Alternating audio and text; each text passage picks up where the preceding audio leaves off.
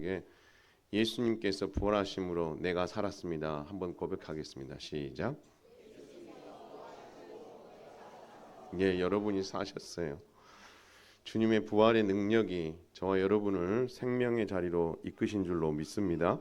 그래서 사망의 권세 아래 있었던 우리가 예수님의 부활로 말미암아 우리가 생명의 자리로 이르게 된 이 부활의 아침에 함께 예배하고 말씀 안에서 주시는 도전을 믿음으로 받는 복된 시간 꼭 될 수 있기를 바랍니다. 부활의 사실이 우리는 믿어집니다. 그러나 오늘 본문에 나와 있는 부활의 현장에 들어가 보면 똑같이 그 부활의 현장을 목격했는데 반응이 둘로 갈립니다. 그래서 그 둘로 갈려서 그들의 인생의 방향이 완전히 달라지는 일이 일어나는 거죠. 한 사람은, 한 부류는 예수님의 부활을 목격하고 부활을 전하는 자로 살게 됩니다. 또 한 부류의 사람들은 예수님의 부활을 전하는 것을 끝까지 막고자 했었던 방해자로 살아가는 인생이 됐다. 여러분, 그를 오늘 말씀을 통해서 한번 살펴보게 될 텐데, 그렇다면 이 땅에 남겨진 교회는 어느 편에 서는 게 합당한가? 복음을 위해서, 하나님 나라를 위해서 예수님의 십자가와 부활을 우리가 증거하는 자로서 우리가 어떤 마음 자세로 서야 될지 오늘 주께서 오늘 본문을 통해서 주신 말씀을 믿음으로 받을 수 있기를 바랍니다. 그래서 오늘 주제는요, 예수님의 부활은 진리를 위한 영적 싸움의 출발을 알리는 도화선이 되었다라는 것입니다. 영적 싸움의 도화선이 되었다. 예수님의 부활이. 예수님께서 십자가에서 죽으시기 전 다 이루었다 선언하시고 죽으셨습니다. 그리고 이 십자가에 죽으시는 이 광경을 사내들인 공회도 받고 예수를 십자가에 못 박게 하라라고 큰 소리 외쳤던 유대인들도 받고 그리고 로마 군인들도 지켜봤으며 예수님을 늘 따르던 여자들과 오늘 본문에는 나와 있지 않지만 요한도 이 모든 것을 목격하였습니다. 그런데 여러분, 예수님의 십자가 가는 그 길이 잡히시고 처형되어 죽으시는 이 과정이 진짜 빠르게 진행됐거든요. 그러다 보니까 예수님께서 십자가에서 죽으신 이후에 예수님의 시신을 어떻게 처리해야 될지 그것을 염두에 둘 시간조차 없을 만큼 빠르게 시간이 지나간 거죠. 이때에 예수님의 시신을 처리하는 문제로 한 사람이 등장하게 됩니다. 그 사람이 누구냐면 아리마대 부자 요셉입니다. 그리고 요셉을 마태는 어떻게 소개하고 있냐면 예수님의 제자였다라고 소개하고 있습니다. 그래서 이 예수님의 제자였던 아리마대 사람 요셉이, 부자 요셉이 이 문제를 들고 등장합니다. 그래서 빌라도 총독에게 찾아가서 협상을 합니다. 예수의 시체를 내어달라. 이미 죽었지 않느냐. 시체를 내어달라. 그래서 장사할 수 있게 허락해달라라고 이야기했고 빌라도는 그것을 허락해 줍니다. 그런데 갑자기 무덤이 어디 있습니까? 그런데 이 아리마대 사람 요셉은 자신을 위해서 미리 파두었던 무덤이 있었던 거예요. 부자이기 때문에 얼마나 잘 준비해 놨겠습니까? 바로 그 무덤을 예수님의 시신을 정말 정리하고 장사 지내는 데 있어서 드리게 되는 거죠. 그래서 예수님의 시신을 세마포로 깔끔하게 싸고 그리고 자신을 위해서 파놓았던 이 무덤에 예수님을 정말 넣어둔 이후에 관례를 따라서 큰 돌을 굴려서 그 입구를 막아 두었습니다. 오래전에 우리가 이제 이스라엘 성지 순례를 갔다 왔지만 여러분 할 수만 있으면 지금 나라가 지금 이스라엘도 지금 많이 정신이 없는 시간이기 때문에 미리 좀 준비하셨다가 여러분 꼭 한 번 정도는 여러분의 인생에 그 현장들을 한번 가서 보셨으면 좋겠어요. 그래서 무덤이 이렇게 생겼구나. 그리고 예수님 당시에 어떤 삶을 살았는지 한번 보시면 성경을 이해하는데 참 많이 도움이 될 것 같습니다. 어쨌든 아리마대 사람 요셉이 자신을 위해서 준비해왔던 이 새 무덤을 예수님을 장사하는 일에 헌물하였고 큰 돌을 굴려서 그 입구를 막아 두었습니다. 여러분, 이것을 많은 사람들이 보는 앞에서 했거든요. 그러므로 예수님께서 실제 십자가에 못 박혀 죽었다가 죽으셨다는 사실, 실제 죽었다는 것. 어떤 사람들은 기절했다라고 이야기하는데 그렇지 않고 진짜 죽었다라는 것을 확실하게 보여주었습니다. 그런데 중요한 것은 뭐냐면 예수님의 시신을 두고 마음이 불편한 사람이 있었습니다. 누가 불편했을 것 같아요? 산헤드린 공회가 불편해합니다. 왜 불편해하냐면 예수님께서 살아계셨을 때 하셨던 말이 있어요. 뭐냐면 내가 죽었다가 3일 후에 다시 살아날 것이다 라고 말씀하신 그것을 그들은 기억한 거예요. 근데 그 말이 되게 산헤드린 공회 입장에서는 어떻게 했을까요? 찝찝한 거예요. 분명히 예수를 죽였는데 3일 후에 다시 살아난다 이 이야기를 하고 죽었기 때문에 뭔가 불편하고 찝찝한 거죠. 그래서 이 문제를 누구에게 들고 가냐면 빌라도 총독에게 들고 갑니다. 그래서 말합니다. 예수가 살아있을 때에 3일 후에 다시 살아난다는 이야기를 했다. 그러니 경비병들을 좀 보내서 예수의 무덤을 좀 지키게 하면 어떻겠느냐. 딱 3일 정도만 그렇게 제안을 하게 됩니다. 왜 그렇게 해야 되느냐. 만약 제자들이 예수의 시체를 도둑질해 간 이후에 죽은 자 가운데 부활했다는 그 소식을 막 퍼뜨리고 다니면 이전보다도 더 골치 아파지는 일이 생기니까 아예 그 일을 차단시키기 위해서 3일간 경비병을 세워서 지키는 게 어떻겠느냐라고 제안을 합니다. 그러자 빌라도가 오케이. 그래서 어떻게 합니까? 경비병을 보내고 여러분 군대 갔다 오신 분들은 총기를 이렇게 내무반에 이렇게 둘 때에 그 긴 어떤 선에다가 그리고 이거를 봉인해 놓거든요. 열쇠에 종이를 딱 붙여가지고 도장을 찍어서 봉인해 놓습니다. 아무나 뭐 하지 못하도록 떼지 못하도록. 마찬가지입니다. 경비병을 보낸 이후에 예수님의 그 무덤에 돌을 봉인합니다. 아무도 못 들어가게. 그리고 그 앞에서 군인들이 지키게 되는 거죠. 여러분 산헤드린 공회는 이 불편함을 해소하기 위해서 나름 머리를 써서 이렇게 하긴 했죠. 그러나 마침내 안식 후 첫날 주일에 영광스러운 부활이 사실 그들에게 나타나게 되었다라는 것입니다. 여러분 예수님께서 3일 만에 부활하셨습니다. 근데 중요한 건 뭐냐면 제자들도 그렇고 예수님을 따르던 그 누구도 예수님의 부활을 기대하지 않았습니다. 왜요? 이제까지 부활해서 살아난 사람을 한 번도 보지 못했거든. 그리고 혹여나 있다 하더라도 죽었지 그들이 영원히 살지는 않았거든요. 따라서 이 믿겨지지 않는 이 부활을 그들은 어떻게 마음속에 담고만 있었는데 부활이 현실이 된 것입니다. 그래서 오늘은요 이 무덤에 한번 가보도록 하겠습니다.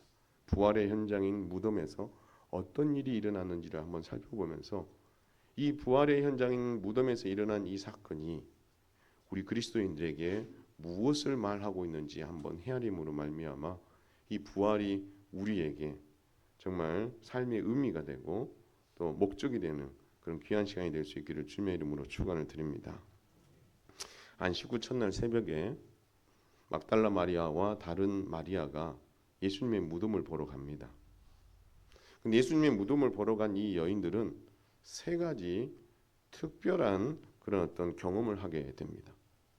첫 번째 경험이 뭐냐면요. 한번 따라서 하겠습니다. 천사를 통해 예수님의 부활 소식을 듣게 됩니다. 예, 천사를 통해서 예수님의 부활 소식을 듣게 됩니다.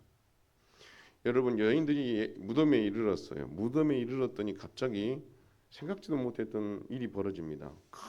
큰 지진이 막 일어나는 거예요. 그 지진이 일어나더니 주의 천사가 하늘에서 내려와서 이 돌을 무덤을 딱 이렇게 가로막고 있던 이 돌을 굴려내는 거예요. 굴려내니까 뭐가 보이는 거예요? 무덤 안이 보이겠죠, 그렇죠? 그래서 돌을 굴려내놓고 천사가 그 돌 위에 앉아 있는 것을 보게 됩니다. 여러분, 아무도 안 놀리지만 여러분 진짜 그 상황에서 천사가 내려와서 돌을 이렇게 굴리고 있는 모습을 보고 있는 여인이 여러분이라고 생각하면 아마 오늘 이 여인들이 했었던 그런 놀라운 그런 어떤 반응을 하지 않았겠어요? 이 여인들도 얼마나 놀랐겠어요? 그래서 어떻게요? 사시나무 떨듯이 두려워 벌벌벌 떨고 있는 겁니다. 그러자 천사가 이 여인들에게 위로와 함께 놀라운 소식 하나를 전해줍니다. 두려워하지 말라. 무서워하지 말라. 너희가 십자가에 못 박히신 예수님을 찾고 있다는 것을 내가 알고 있다. 그러니까 죽은 예수를 찾고 있다는 것을 알고 있다라고 말합니다. 그러면서 이렇게 합니다. 그런데 예수님께서는 여기 계시지 않는다. 그가 말씀하신 대로 살아나셨느니라. 할렐루야. 여러분 그것을 선포해 준 거예요. 아무도 믿지. 과연 부활하실까? 근데 이 두 여인에게 천사는 선언합니다. 여기 계시지 않는다. 죽은 자가 여기 계시지 않으면 뭐 했다는 거예요? 살아났다는 거 아니에요. 그래서 그가 말씀하신 대로 부활하셨다라는 것을 선포하면서 와서 그가 누웠던 곳을 보아라라고 말하면서 이 여인들은 두 가지를 봅니다. 하나는 빈 무덤, 두 번째는 시신이 없다는 것을 알게 됩니다. 뭐하고 뭐라고요? 빈 무덤 그리고 시신이 없다라는 것을 확인하게 됩니다. 따라서 여러분 천사가 하늘에서 내려와서 돌을 굴린 이유가 뭘까요? 돌을 굴린 이유는 부활하신 예수님께서 이 돌문을 열고 나오시지 못할까 봐 돌문을 옮겨놓고 그래서 예수님 나오시기 편하도록 하기 위해서 돌문을 열어놨을까요? 아닙니다. 바로 이 여인들이 이 빈 무덤을 확인할 수 있도록 하기 위한 조치였어요. 결국 여인들은 예수님의 부활 장면을 본 게 아닙니다. 예수님께서 죽었다가 이 세마포를 다 걷어내시고 떡은 일어나셔서 그렇게 무덤 밖으로 나오시는 그 장면을 본 게 아니고 부활하신 그 결과 빈 무덤을 보았고 그리고 시신이 없다는 것을 확인시켜 주신 거죠. 여러분 왜 그 여인들에게 그걸 확인시켜 줬을까요? 한번 생각해 보신 적 있어요? 그 여인들에게 천사를 보내서 돌을 옮기고 예수님이 누워 계신 그 시신이 있었던 자리를 보여주고 그리고 무덤이 비었다는 사실과 그 시신이 없다는 사실을 두 사람에게 눈으로 확인하게 해준 이유가 뭘까요? 이 두 여인은 예수님께서 십자가에 못 박혀 죽으신 것을 목격했습니다.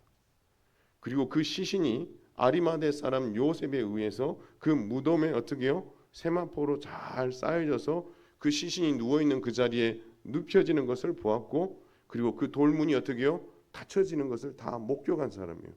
한마디로 말하면 무엇을 확신한 거예요? 예수님께서 죽었다는 것을 명확하게 본 사람이에요. 근데 천사는 여기다가 플러스 알파를 더 주는 거죠. 그게 뭐예요? 야, 예수님이 죽기만 한 게 아니야. 말씀하신 대로 3일 만에 다시 살아나셨어. 그것을 죽음을 본 그 사람들로 하여금 다시금 부활을 목격하고 빈 무덤을 보게 하시고 시체가 없음을 확인하게 함으로 말미암아 명확한 증인이 되게 하는 거죠. 무엇의 증인? 예수님의 십자가의 죽으심에 대한 증인, 예수님의 부활에 대한 증인으로 이 두 여인을 하나님께서 선택하시고 이 천사를 통해서 이것을 보고 확신하게 해 주었다라는 것입니다.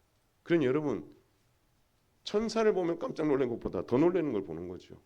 내가 분명히 주님의 죽으심을 보았고 시신이 이 무덤 안에 있었던 것을 보았고 그 무거운 돌이 이 앞을 가리고 있는 걸 내가 보았는데 그 여인이 본 건 어디서부터 본 거예요? 그 닫혀있는 돌문이 봉인이 뜯기면서 어떻게요? 움직이는 것도 본 거죠. 그리고 그 안에 비어있는 무덤과 그리고 시신이 없는 것을 본 거예요. 그러니 그는 예수님의 죽으심과 예수님의 부활을 함께 목격한 첫 번째 증인이 되었다라는 것입니다. 그러니 여러분 이 사람이 얼마나 가슴 뛰는 일이겠어요. 아까는 천사가 무서워서 벌벌벌 떨고 있었는데 이제는 뭐 때문에 가슴이 뛰는 거예요? 예수님께서 약속하신 대로 3일 만에 부활했다는 사실 때문에 가슴이 막 뛰는 거예요. 그래서 두 번째 그가 했었던 일이 뭐냐면 제자들에게 가서 이 사실을 알리기 위해 직접 어떻게 해요? 달려가는 거죠. 그 달려가는 가운데에 오늘 두 번째 이 여인들에게 나타난 사건이 뭐냐면 바로 부활하신 예수님을 직접 만나게 됩니다. 천사들이 예수님의 부활 소식을 여인들에게 전해줬고 그것을 들은 여인은 두려움 반, 기쁨 반, 감격으로 어떻게 가슴 뛰는 가운데 무덤을 떠나서 제자들에게 이 소식을 알리기 위해 달려갑니다. 달려가고 있는데 깜짝 놀란 게 그 앞에 어떤 사람이 덕그덕 서 있는 거예요. 근데 그분이 누구시라고요? 부활하신 예수님이세요. 그래서 주님이 말씀합니다. 평안하냐? 이 평안하냐 하는 이 말 한마디에 이 두 여인의 귀와 눈이 번쩍 뜨이는 거죠. 어디서 듣던 목소리, 어디서 보던 모습. 근데 그분이 누구시라는 거예요? 바로 예수님인데 그 예수님이 뭐 하셨다는 거예요? 죽으셨다가 살아나셨다라는 거죠. 그리고 나서 여러분 그것을 확인하고 나서 그 여인들이 예수님의 발을 붙잡고 뭐 했다고 합니까? 경배했다라고 이야기합니다. 근데 여러분 단순히 예수님께서 살아나신 것을 눈으로 본 것 때문에 할렐루야 하면서 우리 예수님을 경배한 것도 있어요. 그러나 정작 우리가 놓치지 말아야 할 단어가 하나 있어요. 이 여인들이 예수님의 무엇을 붙잡았다고 돼 있어요? 발을 붙잡았어요.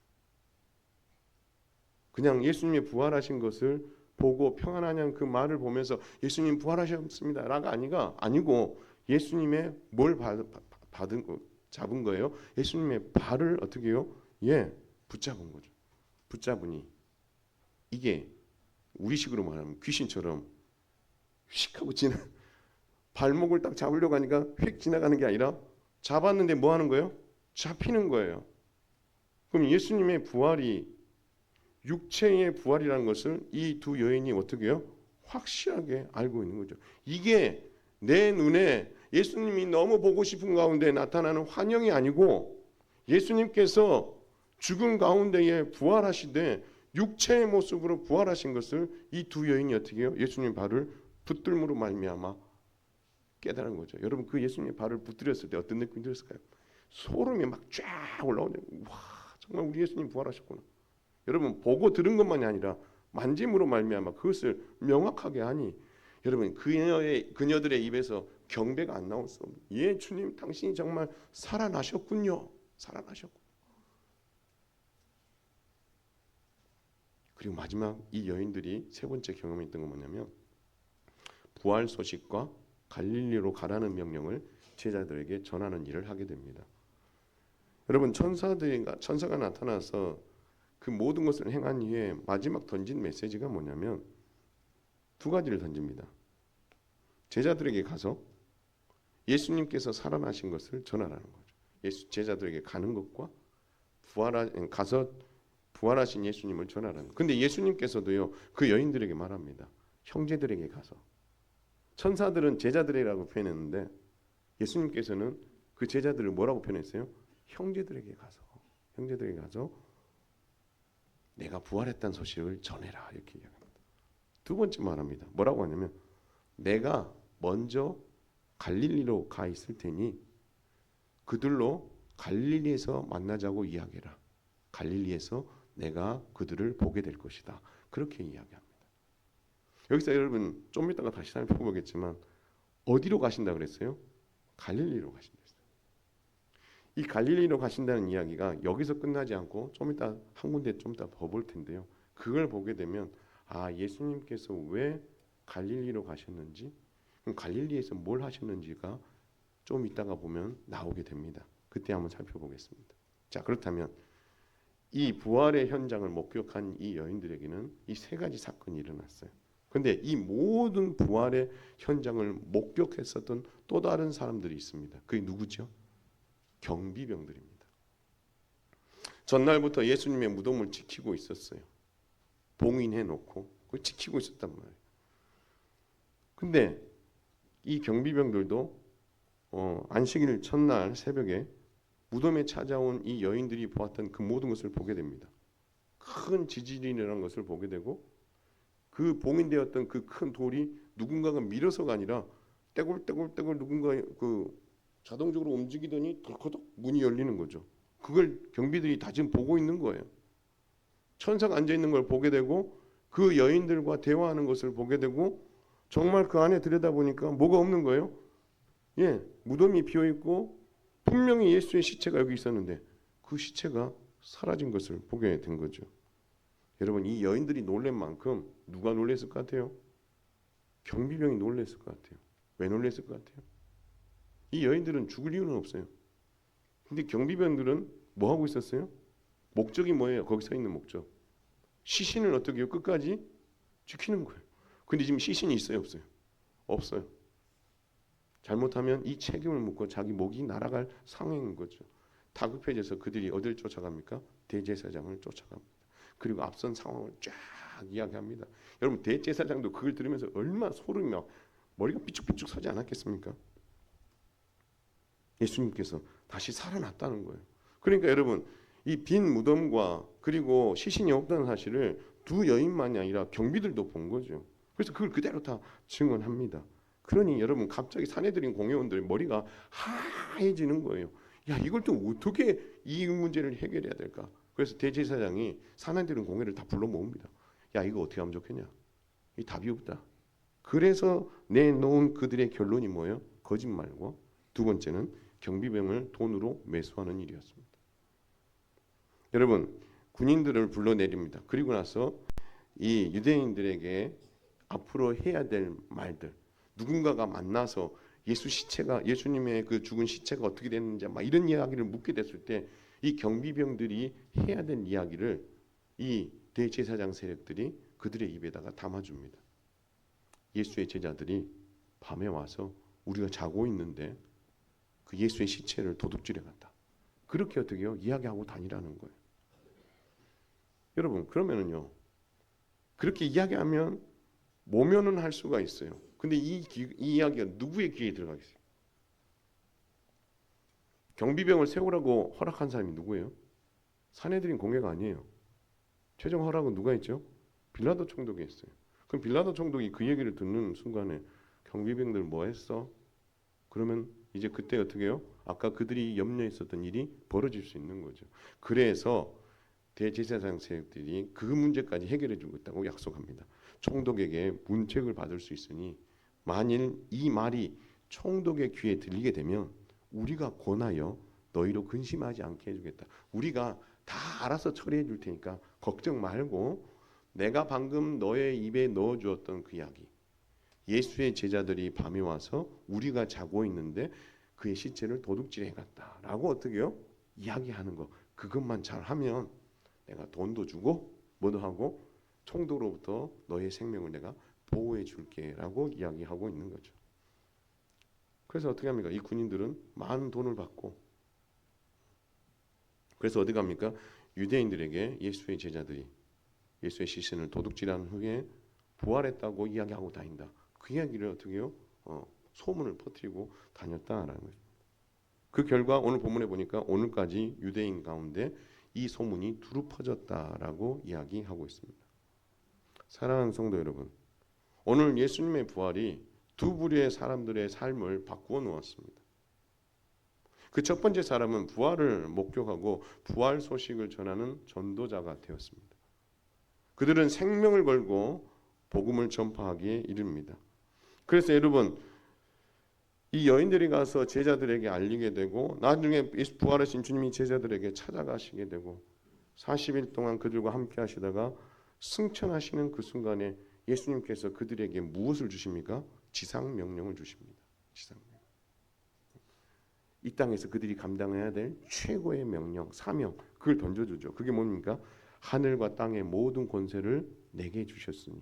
누가 주셨다는 거예요? 하늘 아버지께서 예수님께서 주셨는데 이 하늘과 땅의 모든 권세를 이제는 누구에게 주겠다? 너희에게 주겠다라고 말씀합니다. 그리고 말합니다. 너희는 가서 모든 민족을 제자 삼아 아버지와 아들과 성령의 이름으로 세례를 베풀고 내가 너희에게 분부한 모든 것을 뭐하라? 가르쳐 지키게 하라. 이 사명을 어떻게 해요? 제자들에게 남기신 거죠. 부활의 목격자들, 그 부활의 목격자들의 증언과 예수님 살아나신 예수님의 만남을 통해서 그들은 예수님의 부활이 진짜란 것을 명쾌하게 알았고 그 부활의 사실을 정말 너무나 확신하게 되는 그 제자들에게 예수님께서는 이제 뭘 맡기는 겁니까? 지상명령을 맡기는 거죠. 근데 누가는요, 이 대상을 보다 더 콕 집어서 이야기합니다. 여러분, 사도행전 1장 8절에 보면 이런 말씀 나와요. 오직 성령이 너희에게 임하시면 너희가 권능을 받고 예루살렘과 온 유대와 사마리아와 땅끝까지 뭐가 된다고요? 내 증인이 되리라라고 말씀합니다. 근데 여러분, 이 말씀을 하고 주님 승천하셨거든요. 그때에 여러분 그 메시지를 듣고 있던 많은 사람들이 뭘 하고 있었냐면 승천하신 예수님을 바라보고 있었어요. 바라보고 있어요. 그때 예수님께서 이렇게 이야기합니다. 1장 10절에 갈릴리 사람들아 라고 이야기합니다. 갈릴리 사람들아.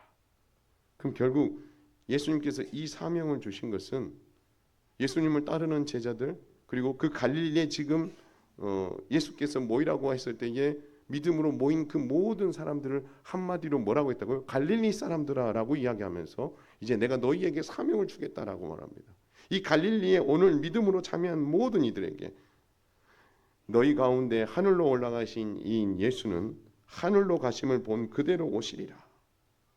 주님 말씀하시면서 오실 거니까 아까 주님이 말씀하신 사도행전 1장 8절의 사명 끝까지 감당해야 되는 게 너희가 해야 될 일이다 라고 말씀하십니다. 그래서 예수님께서 갈릴리에서 만나자고 하신 이유가 여기 있었고 갈릴리에서 만난 그 모든 이들에게 뭘 주기 위해서?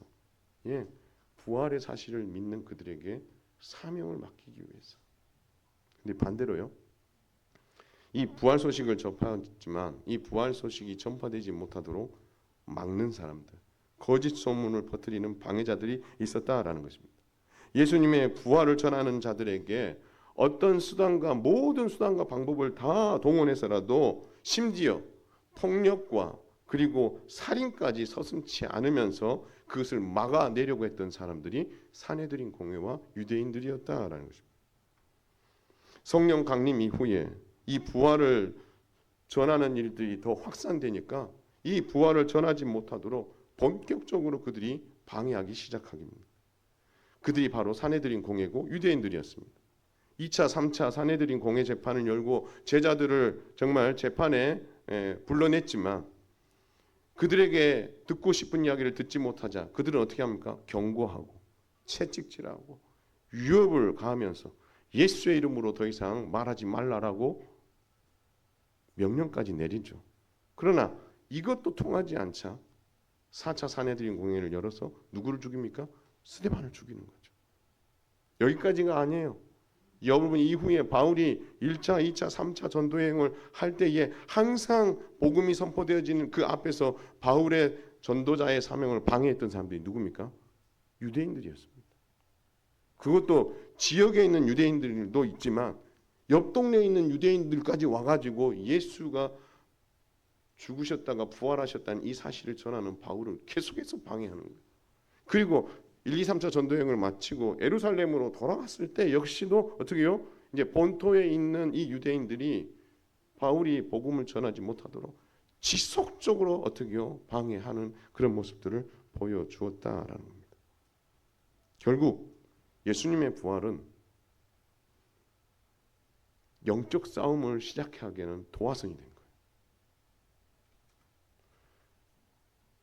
한쪽은 영적인 창이 되고 한쪽은 뭐가 되고? 영적인 방패가 되어서 이 창은 이 방패를 어떻게 해요? 뚫고 가야 되고 이 방패는 어떻게 이 창을 어떻게 쓰든 막아야 되고 근데 이 방패가 복음을 반대하는 산헤드린 공회와 유대인들의 방패요. 이 영적인 창은 뭐예요? 예수 그리스도의 십자가의 죽으심과 부활의 능력을 어떻게 해요? 무기 삼고 그 방패를 뚫고서 어떻게 해요? 하나님 나라를 정하고 예수 그리스도의 죽으심과 부활을 전해야 되는 전도자인 사도들이 감당해야 될 몫이었다라는 것입니다. 따라서 예수님의 부활은 그 이후로 이 영적인 창과 영적인 방패가 부딪히게 되는 영적인 싸움의 출발점이 되었다라는 것입니다. 이 반대하고 있었던 이 산헤드린 공회 어떻게요? 교회가 이 일들을 하지 못하도록 끊임없이 그 일들을 해가는 거죠. 근데 여러분, 그 마음 자체가 너무 다르지 않아요? 예수님을 죽으심과 부활을 믿었던 사도 바울과 이 제자들은요, 사심이 없어요. 오직 목표가 뭐예요? 주께서 그들에게 맡겨주신 지상명령, 교회를 세우고 하나님 나라를 확장하는 그 대의를 위해서 어떻게 해요? 그들은 영적인 창이 되어 예수님의 십자가의 죽으심과 부활을 담대하게 선포하는 전도자의 삶을 살았지만, 반대로 예수님의 십자가의 죽으심과 부활을 어떻게 해서든지 전하지 못하도록 방해했었던 사내들인 공회의 그 목적은요, 철저하게 사심을 채우기 위해서, 자기들이 가지고 있는 권력을 빼앗기지 않기 위해서, 사내들인 공회가 온 유대인들, 예루살렘과 온 유대에 있는 유대인들만이 아니라 디아스포라 유대인들까지도 어떻게 해요? 그들이 컨트롤하거든요. 근데 그 컨트롤하면서 얻어지는 많은 권력과 그리고 물질적인 이 혜택들을 절대 놓치고 싶지 않은 거죠. 그 유대인들이 예수의 복음 앞에서 떠나버리는 일들이 일어날까 봐, 자신의 어떤 통제하에서 떠남으로 말미암아 자신의 기득권이 흔들릴까 봐 그들은 어떻게 해요? 대의가 아니라 자신들의 이권을 위해서 방패가 되어 복음을 대적하고 십자가의 죽으심과 부활을 전하는 것을 끝까지 방해하는 큰 죄를 범하게 되었다라는 것입니다. 사랑하는 성도 여러분, 우리는 예수님의 십자가의 죽으심과 부활의 믿음으로 함께한 믿음의 성도들인 줄 믿으시길 바랍니다. 그렇다면 저와 여러분이 해야 될 일이 뭐겠습니까? 저와 여러분은 예수 그리스도의 십자가의 죽으심과 부활을 직접 목격하지는 않았습니다. 복음 2세대 3세, 복음 2세대 3세대를 평가할 때에 뭐라고 평가했습니까? 1세대가 나는 부활을 목격한 사람으로서 예수를 믿게 되었지만 너희는 예수의 죽으심과 부활을 목격하지 않았음에도 불구하고 믿는 그것이 참 잘한 일이다라고 칭찬했어요. 저와 여러분이 예수 그리스도의 죽으심과 부활을 목격하지 않았지만 성령 하나님의 놀라운 능력으로 말미암아 그것이 믿어지게 된 그 놀라운 일이 하나님의 은혜요 선물인 줄 믿으시기를 주님의 이름으로 축원을 드립니다. 그리고 주님은 그것이 참 잘한 일이라고 여러분을 칭찬하십니다. 근데 중요한 게 하나 있어요. 주님은 거기에 머물기를 바라지 않으신다라는 것입니다. 여러분, 십자가의 죽으심과 부활 전후에 일어난 영적인 그런 모든 것들을 여러분들이 헤아려 본다면 내가 그리스도인으로 어떻게 살아가야 될지가 보이는 거예요. 예수님의 죽으심이 있어야 뭐가 있는 거예요? 부활의 영광이 있는 거예요. 그러면 부활의 영광으로 모든 것이 끝납니까? 그렇지 않다는 거예요. 예수님의 죽으심과 부활의 영광을 믿는 자들은 이것을 전하는 일들로 인하여서 뭘 받게 된다는 거예요? 고난을 받게 된다라고 말하고 있습니다. 근데 더 중요한 게 하나 있어요. 그 고난에서 끝나느냐라는 거죠. 아니라는 겁니다. 이 고난 뒤에 뭐가 있다는 거예요? 영광이 뒤따른다라는 공식을 잘 보세요. 예수님의 십자가의 죽음 이후에 부활의 영광이 있었습니다. 이것을 전하는 주의 교회와 성도들에게 고난이 따르게 됩니다. 그러나 이 고난은 고난으로 끝나는 것이 아니라 이후에 뭐가 있다? 영광스러움이 우리에게 준비되어 있다라고 말하는 거죠. 그래서 여러분, 바울은 말합니다. 디모데에게 나는 선한 싸움을 다 싸우고 나의 달려갈 길을 마치고 믿음을 지켰으니 라고 이야기합니다. 여러분, 바울이 예수님의 죽으심은 보지 못하지만 부활하신 예수님을 만났지 않습니까? 그렇죠? 그리고 나서 그 이후에 그의 삶을 보면 하나밖에 없었어요. 교회를 세우고 복음을 전하는 일밖에 없었어요. 근데 그 길이 여러분 쉬운 길이었어요? 어려운 길이었어요? 그 길은요, 고난의 연속이었어요. 그래서 말합니다. 내가 선한 싸움을 싸웠고 나의 달려갈 길을 다 마쳤다. 이 말은 내가 그 고난의 믿음의 길, 영적인 선한 싸움을 내가 뭐 했다는 거예요? 싸워왔다라는 겁니다. 그리고 내가 믿음을 지켜왔다는 거예요. 너무 힘들고 고된 길이었다. 근데 바울이 디모데에게 한마디 더 합니다. 그런데 이제 후로는 나를 위하여, 한번 따라서 하겠습니다. 의의 면류관이 예비되었다. 믿으시기 바랍니다. 그리고 주 곧 의로우신 제사장이 그날에 주님이 다시 오신 그날에 내게 그것을 주실 것이다 라고 말씀하는 거예요. 그러면 여러분, 바울이 얼마나 탁월해요. 예수님의 십자가의 죽으심과 부활 속에 있는 그 영적인 흐름들을 아는 거죠. 고난 뒤에 부활의 영광이 있는 것처럼 내가 하나님 나라와 복음을 위해서 수고하고 헌신하는 그 고난 앞에서 내가 좌절하지 않고 낭망하지 않을 수 있는 이유는 그 이후에 뭐가 있다는 거예요?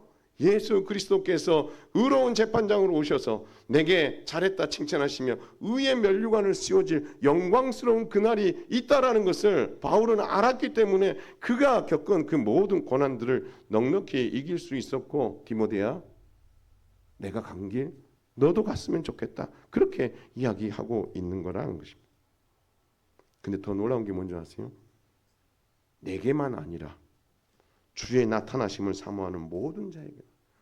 사랑하는 성도 여러분, 여러분은 예수님께서 재림하여 여러분에게 찾아오실 것을 믿으십니까?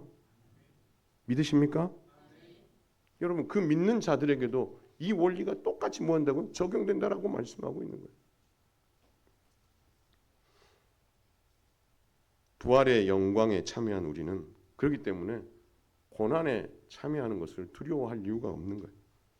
이건 영적인 싸움이고, 이 영적인 싸움에는 원리가 있는데, 이 원리는 우리가 무엇을 들고? 예수님의 십자가의 죽으심과 부활을 들고 창을 삼아서 이 영적인 싸움을 싸우는데, 그 영적인 싸움에는 반드시 고난이 뒤따른다라는 사실, 이것을 우리가 인정하고 나아가야 된다. 이것은 복음을 전하는 일 앞에서만 그 일이 나타나는 게 아니에요. 복음과 그리스도와 그의 나라를 위해서 헌신하게 될 성도들의 삶 속에 찾아오는 그 고난도 같은 고난이라는 거예요. 예상치 못한 어려움과 고난들이 느닷없이 찾아올 때가 많잖아요.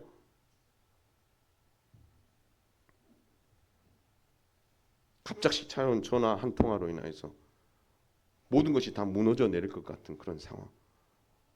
나에게는 일어나지 않을 것 같은 일들이 나에게 덜커덕 찾아왔을 때 여러분 얼마나 힘들고 낙심이 됩니까?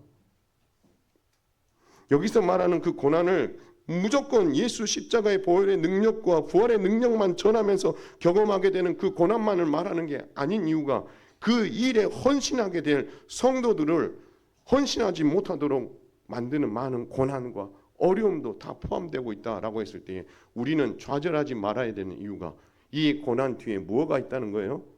영광스러움이 있다는 사실을 믿으시기를 주님의 이름으로 축원을 드립니다. 여러분, 이 영적인 원리를 알았으면 좋겠어요. 그래서 여러분이 지금 고난의 길, 어려운 길을 가고 있을 때에 좌절하고 낙심할 이유가 없는 이유가 뭐냐면, 세상 사람들이 말하는 것처럼 긍정의 마인드를 가지고 그 살아가면 이겨낸다,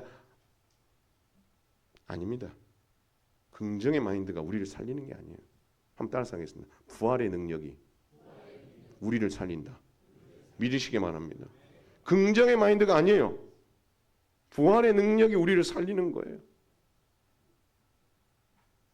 그래서 여러분, 복음을 위해서 헌신하다가 찾아오는 고난, 복음을 위해 헌신해야 될 성도들 개개인의 삶과 그들의 가정 안에 찾아오는 급작스러운 그 어려움들과 그 고난 앞에서 우리는 절대 낙심하거나 좌절하지 말아야 될 이유가, 이것을 능히 이겼을 때에 부활의 영광과 함께 주께서 우리를 인정해 주시고 세워주실 거라는 그 놀라운 사실을 여러분 믿어야 되지 않겠습니까? 여러분, 신방 가면 여러 가지 이유들을 댑니다. 여러 가지 이유로 시험 들고 여러 가지 이유로 낙심하고 좌절하고 해요. 신방하고 말씀을 드리고 전하고 격려하고 그 말씀 앞에서 돌아오는 이들도 있지만 돌아오지 않는 이들도 있어요. 누구 책임할 게 아니에요. 본인 책임이에요. 본인이 자신에게 찾아온 이 고난이 그리스도의 일을 하지 못하도록 사단의 방해와 공격이라는 것을 헤아리지 못하고 거기에 계속해서 좌절하고 낭망해 있다면 손해는 본인이죠. 그러나 이게 아니구나, 이거 정말 사단이 좋아할 일이구나, 내가 여기서 넘어질 일이 아니지, 나는 그리스도를 위해서 살아야 되고 그리스도께서 내게 맡겨주신 사명이 있고 직분이 있다면 내가 그 일들을 내가 더 잘 감당함으로 말미암아 내가 넉넉히 이기리라는 마음을 가지고 일어서는 자가 성숙한 성도고, 일어서는 자가 오늘 부활의 영광을 어떻게 해요? 소망하며 살아가는 자고, 마지막 주님 다시 재림하신 그날에 내게 의의 면류관을 씌워주실 것에 대한 소망을 가지고 살아가는 참 성도지, 그 낙심의 자리에서 계속해서 나오지 못하고 헤아리지 못하면 본인 손해고 주님이 얼마나 아프시겠어요. 얘야, 내가 너 그렇게 하라고 십자가에서 죽은 거 아니야. 얘야, 내가 그것 때문에 다시 산 게 아니야. 너 살리고 싶어서 너가 사명 감당하도록 내가 살아난 거지. 너 그렇게 하라고 내가 살아난 거 아니야. 부활의 첫 열매가 되신 주님의 마음이 어쩌면 더 아프시다는 것을 여러분 헤아리셔야 돼요. 은혜와 긍휼의 마음으로 바라보는 것도 성도에게 정말 필요하죠. 불쌍히 여기는 마음. 그러나 그 불쌍히 여기는 마음 뒤편에 부활하신 주님이 얼마나 아프실까를 생각하며 내가 서 있어야 될 자리로 내가 다시 돌아가야 되겠다. 그 마음을 가지고 하나님 앞에 돌아오는 것이 그리스도인의 삶이고 부활의 영광을 기대하는 자의 삶이고 마지막 주님 다시 오실 때 이게 의의 면류관을 기대하며 살아가는 성도의 삶이 아니겠습니까? 좌절하지 마십시오. 낙심하지 마십시오. 사단이 제일 기뻐합니다. 부활의 영광을 기뻐하며 부활의 영광에 참여한 자로서 주께서 예비하신 이 놀라운 은혜의 자리를 우리가 기억하면서 다시 일어남으로 말미암아 주께서 맡겨주신 고난의 사명, 복음 전파의 사명을 넉넉히 감당할 수 있는 우리 현흥교회와 성도들이 다 될 수 있기를 주님의 이름으로 축원을 드립니다.